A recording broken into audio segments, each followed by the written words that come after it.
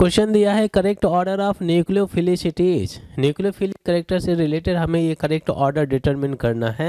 Nucleophile के बारे में सीखा हुआ कि न्यूक्लियोफाइल हमेशा क्या करते हैं, इलेक्ट्रॉन डोनेट करते हैं। इनके पास में या तो नेगेटिव चार्ज होता है या तो फिर लोन पेयर होता है।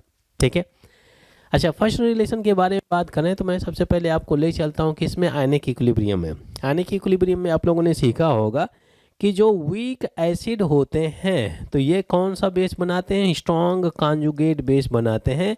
और जो स्ट्रॉन्ग कॉन्जुगेट बेस होता है स्ट्रॉन्ग न्यूक्लियोफाइल की तरह काम करता है। ठीक है, इसी पॉइंट को हम यहाँ पे रखने वाले हैं। फर्स्ट ऑप्शन में अगर आप देखें तो आपका F- दिया हुआ है, F- दिया हुआ है, एक आपका OH- मान दिया है। इन दोनों में हमें ये चेक करना है कि न्यूक्लियोफिलिक करेक्टर सबसे ज़्यादा किसका होगा।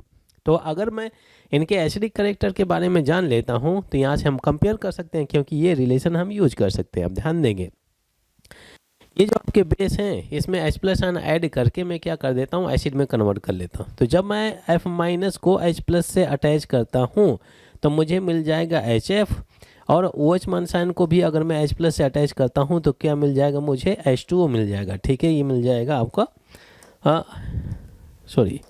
ये मिल जाएगा आपका H2O मिल जाएगा।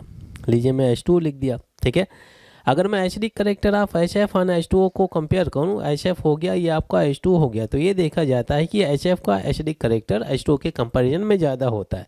इसका एसिडिक करेक्टर H2O के कंपैरिजन में क्या होता है भाई, ज़्यादा होता है। अब देखिए, जब HF से बना हुआ बेस होगा, जो कॉन्जुगेट बेस होगा, अगर एसिडिक करेक्टर इसका ज़्यादा है इन टर्म्स ऑफ H2O, तो ये ये वीक कॉन्जुगेट बेस की तरह काम करेगा।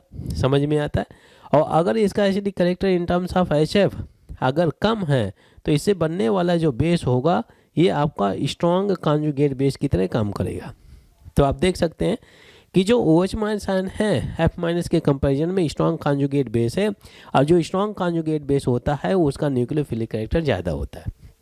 ठीक है, तो यहाँ पे देख सकते हैं कि OH- आयन का इसका न्यूक्लियोफिलिक करेक्टर F- से ज़्यादा होना चाहिए, तो ये रिलेशन क्या हो जाता है, इनकरेक्ट हो जाता है। आगे बढ़ते हैं, बी ऑप्शन में जो आपका H2O डला हुआ है, H2O, और ये आपका OH- आयन है। अभी ये डिसाइड किया हुआ है इसका एसिडिक करेक्टर क्या होता है, कम होता है, तो इससे बनने वाला जो बेस होगा स्ट्रॉन्ग कॉन्जुगेट बेस होगा, तो ये न्यूक्लियोफाइल की बेहतरीन न्यूक्लियोफाइल की तरह काम करेगा। रिलेशन कुछ ऐसा होना चाहिए। यहाँ पे रिलेशन क्या उल्टा दिया हुआ है, इसको भी मैंने एलिमिनेट कर दिया। सी ऑप्शन में अगर आप देखें, सी ऑप्शन में तो ये आपका एल्कोहल दिया हुआ है, एल्कोहल OH। ठीक है, और यहाँ पे एल्कोक्साइड आयन डला हुआ है। कब मिला, जब आपका H+ आयन रिलीज किया गया। ठीक है, यहाँ पे नेगेटिव चार्ज ऐसे कुछ रहा होगा। तो इन जनरल जो अल्कोहल होते हैं तो इनका एसिडिक करेक्टर होता है वीक। ये weak acidic character by nature होते हैं। रीजन क्या होता है कि यहाँ पर जो आपका एल्काइल ग्रुप लगा हुआ है +I इफेक्ट लगा हुआ है, और +I इफेक्ट क्या करते हैं, inversely proportional to acidic character होते हैं। तो यहाँ पर +I इफेक्ट होता है, उन सब्सटेंस का एसिडिक करेक्टर क्या हो जाता है, कम हो जाता है। तो अगर ये वीक एसिड की तरह काम कर रहा है तो इससे बनने वाला जो कॉन्जुगेट या स्ट्रॉन्ग इस बेस होगा तो स्ट्रॉन्ग कॉन्जुगेट बेस की तरह काम करेगा। स्ट्रॉन्ग कॉन्जुगेट बेस की तरह इससे बनने वाला जो बेस होगा स्ट्रॉन्ग कॉन्जुगेट बेस की तरह काम करेगा। और अगर ये स्ट्रॉन्ग कॉन्जुगेट बेस है तो इसका न्यूक्लियोफिलिक करेक्टर क्या होना चाहिए, ज़्यादा होना चाहिए, ये होगा। ठीक है, तो RO- जो दिया हुआ है इसका न्यूक्लियोफिलिक करेक्टर ROH के कंपैरिजन में ज़्यादा होना चाहिए, तो ये रिलेशन भी आपका इनकरेक्ट हो जाता है। लास्ट में यही है, एलिमिनेट मैंने कर दिए 3 ऑप्शन, डी ऑप्शन ही करेक्ट होना चाहिए, पर देख लेते हैं ऐसा क्यों।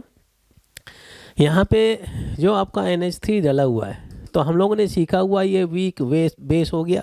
ठीक है, वीक बेस होता है, ammonia is a weak base. अब यहाँ पे अगर आप देखें ये NH2 दिया हुआ है। ठीक है, वीक बेस, और इसे जब मैं हाइड्रोजन रिलीज करूँगा, ठीक है, वीक बेस होना चाहिए, वहाँ पे वीक बेस कर दें, ये वीक बेस हो गया, वीक बेस होता है। अगर मैं इससे हाइड्रोजन रिलीज करता हूँ तो एसिडिक करेक्टर शो करेगा। ठीक है, तो ये आपका जो NH3 है, और अगर इससे आपने हाइड्रोजन रिलीज किया, हाइड्रोजन रिमूव किया, तो हाइड्रोजन कौन रिलीज करता है, आपका जो एसिडिक इन नेचर होता है। तो अगर ये बेस की तरह काम कर रहा है तो इसका एसिडिक करेक्टर तो कम ही होना चाहिए, तो आप वीक एसिड भी आप कंसीडर कर सकते हैं। ठीक है, जब इसने हाइड्रोजन रिलीज किया तो क्या बनाया आपका NH2, ये माइनस हो गया। ठीक है ना भाई। तो यहाँ पे अगर ये वीक एसिड की तरह काम कर रहा है तो यहाँ पर ये स्ट्रॉन्ग कॉन्जुगेट बेस की तरह काम करना चाहिए, स्ट्रॉन्ग कॉन्जुगेट बेस। तो इसका न्यूक्लियोफिलिक कैरेक्टर क्या होना चाहिए, ज़्यादा होना चाहिए। आप ऐसे भी समझ सकते हैं कि यहाँ पे नाइट्रोजन के पास में लोन पेयर है, क्या यहाँ पर नाइट्रोजन के पास में लोन पेयर होना चाहिए, होना चाहिए। यहाँ पे लोन पेयर है, यहाँ पर भी लोन पेयर है, बट एक्स्ट्रा यहाँ पे नेगेटिव चार्ज आ गया। तो अगर मैं इन टर्म्स ऑफ बेस के comparison, in terms of base अगर मैं कंपेयर करता हूँ तो NH2 माइनस का बेसिक करेक्टर अमोनिया से ज़्यादा होगा। ये भी बेस है, ये भी बेस है। अगर मैं बेसिक करेक्टर को ही कंपेयर करूँ तो NH2 माइनस का बेसिक करेक्टर अमोनिया के कंपैरिजन में ज़्यादा होगा, बिकॉज इसमें केवल एक ही लोन पेयर, इसमें लोन पेयर भी है और नेगेटिव चार्ज हो गया।